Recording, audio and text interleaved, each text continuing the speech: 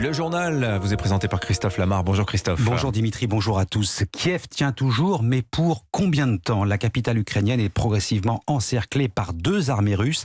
La bataille a déjà commencé dans les faubourgs de cette ville immense. Kiev, c'est 8 fois la taille de Paris. Il y a les combats, il y a aussi les bombardements. On vous retrouve sur place, François Delabarre, bonjour. Bonjour.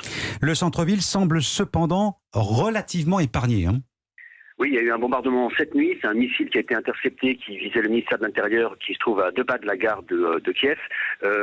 Évidemment, s'il était tourné, ce missile aurait fait des victimes, mais la frappe est intervenue pendant le couvre-feu, donc on peut pas. Le lieu est quand même peu fréquenté, et il semble qu'elle visait le ministère de la Défense et non la gare.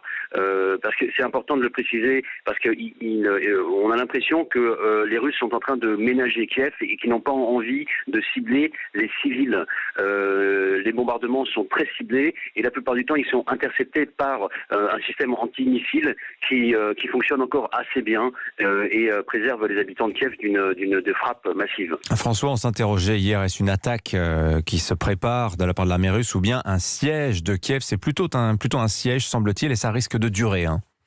Alors la capitale ukrainienne résiste aux attaques aériennes grâce aux batteries anti-aériennes et grâce au système radar qui, bien qu'ayant été affecté, fonctionne encore suffisamment pour intercepter des missiles. La résistance continue de s'organiser et les troupes russes qui sont arrivées en masse se trouvent à une vingtaine de kilomètres de la ville. Donc la menace est encore très présente. Néanmoins, il semble que cette colonne ait été ralentie, voire se soit arrêtée. Peut-être qu'ils sont en train de réfléchir à une autre tactique, peut-être qu'ils sont en train de se repositionner, ce qui explique pourquoi est-ce que la ville semble aujourd'hui, je dis bien semble préservée, alors qu'on s'attendait à une attaque massive aujourd'hui. Elle pourrait intervenir ces prochains jours, mais on ne sait toujours pas de quelle manière. François Delabarre en direct, envoyé spécial de Paris Match à Kiev. Autre zone de combat très importante, celle située au sud de l'Ukraine. Kherson est tombé aux mains de l'armée russe cette nuit. Information confirmée par le maire de cette cité portuaire de 300 000 habitants. Alors, les combats n'empêchent pas les tentatives de négociation. La Russie se dit prête à discuter d'un cessez-le-feu. Les délégations ukrainiennes et russes sont prévues de se parler aujourd'hui, toujours au même endroit, c'est-à-dire au Bélarus. 2e session de négociation pour tenter de trouver un accord et faire cesser les combats. Washington se dit prêt à soutenir cet effort diplomatique. La guerre en Ukraine et ses conséquences pour la France. Emmanuel Macron a pris la parole hier pour s'adresser aux Français. Allocution télévisée d'une quinzaine de minutes. Emmanuel Macron a d'abord posé un préalable. La France n'est pas en guerre avec la Russie, mais ce conflit va obliger les Européens à repenser leur stratégie de défense. Ce sera le thème d'ailleurs du sommet de Versailles jeudi et vendredi prochain. Alors il y a aussi les conséquences économiques qui ne vont pas manquer de peser sur le pouvoir d'achat des Français déjà affectés par l'inflation, hausse des prix attendue à nouveau pour le gaz, pour l'essence, mais aussi l'alimentation. Le chef de l'État promet de les protéger. On l'écoute. Le renchérissement du prix du pétrole, du gaz, des matières premières a et aura des conséquences sur notre pouvoir d'achat. Demain, le prix du plein d'essence, le montant de la facture de chauffage, le coût de certains produits risquent de s'alourdir encore. Je n'ai et n'aurai qu'une boussole, vous protéger. Emmanuel Macron hier soir lors de son allocution télévisée. Bonjour Jacques Serret. Bonjour. On vient de l'entendre, le chef de l'État prévient que cette guerre va peser sur le budget des Français. Il a d'ailleurs chargé Jean Castex de mettre au point un nouveau plan pour y faire face. Pas un mot en revanche sur sa candidature, ce qui n'a pas empêché Emmanuel Macron d'évoquer la campagne pour l'élection présidentielle.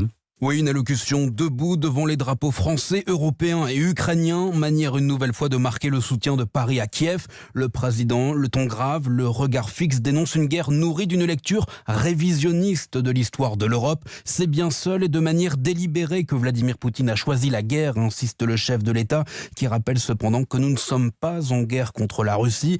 Emmanuel Macron estime que ces événements sont le signal d'un changement d'époque, un retour brutal du tragique qui remet en cause la démocratie.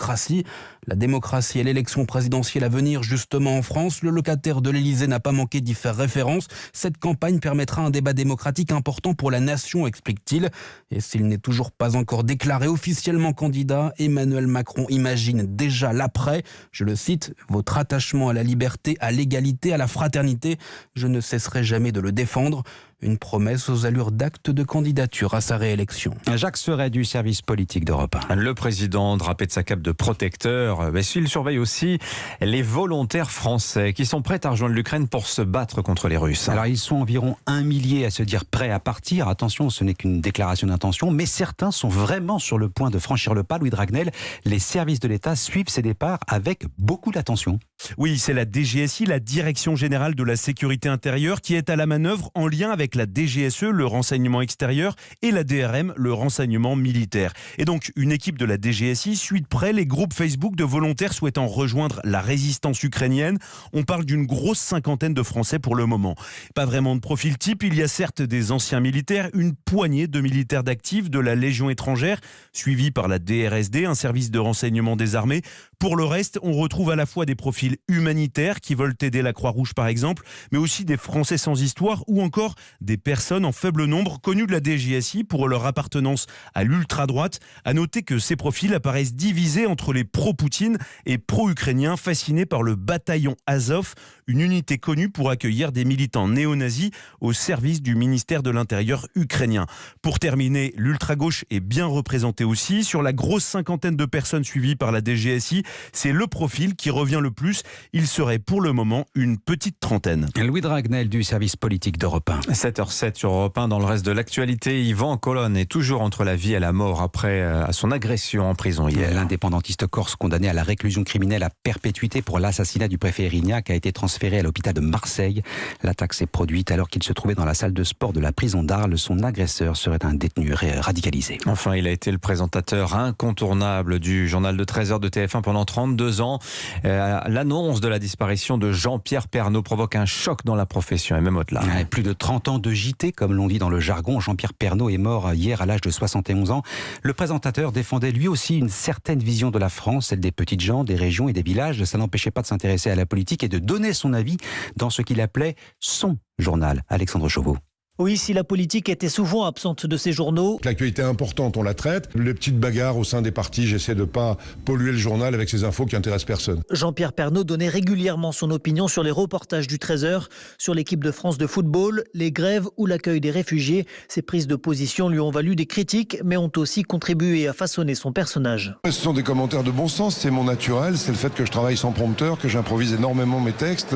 C'est moi, je suis comme ça, je ne vais pas me changer maintenant. Son journal se voulait proche des Français. Quand un ministre annonce une mesure concernant des gens, je préfère aller voir les gens qu'aller voir le ministre. Au point d'avoir anticipé le mouvement des Gilets jaunes. On avait senti, c'est vrai, une colère monter quand il y avait eu l'augmentation de la CSG sur les personnes âgées, quand il y avait eu l'augmentation des prix du carburant, quand il y a eu la limitation de vitesse à 80. Et on a vu poindre ce mouvement des ronds-points. Il laisse derrière lui un journal très populaire. Ses adieux sur TF1 en décembre 2020 avaient rassemblé plus de 8 millions de téléspectateurs. Alexandre Chauveau.